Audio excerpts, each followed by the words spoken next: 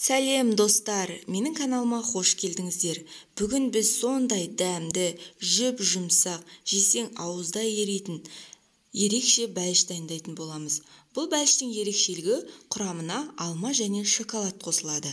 Менімен бірге дайындап көруге шақырамын. Келесі рецепттерді менің каналымнан жіберіп алмас үшін осы видеоға лайк басып, каналға тіркеліп, қоңыраушаны басып қоюларыңызды сұраймын. Ерекше бәлішімізді әзірлеуге кірісеміз.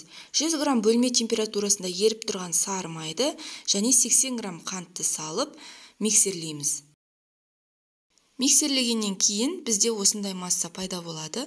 3 жұмыртқаны кезек-кезегімен салып, тағы да жақсылап миксерлеп аламыз. Жұмыртқа қосылған массамызды миксерлеп болғаннан кейін 150 грамм ұнға 1 шай қасық қопсытқыш салып, електен өткізе отырып, ұнымызды қосамыз. Ұнды бір бөлігін қосқан кезде осылай араластырып аламыз да, екінші бөлігін қосқанда миксерлейміз. Достар, біз ұнның барлық бөлігін қосып болғаннан кейін бізде осындай қоюлықтағы масса шығу керек.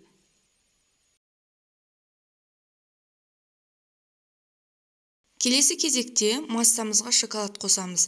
Шоколадтың кез келген түрін қолдануларыңызға болады. Шоколадтың мөлшері 100 грамм ғана. Одан кейін 4 бұрышты етіп ұсақталып туралған алманы қосамыз. Мен 2 алманы қостым. Сіздер өз қалауларыңызға қарай көбірек қолдануларыңызға да болады. Алма мен шоколад қосылғаннан кейін осылай қасықпен немесе лопаткамен араластырамыз. Кез келген пирог пісіретін ыдысымызға массамызды салып, 180 градуста 20 минутта пісіріп аламыз.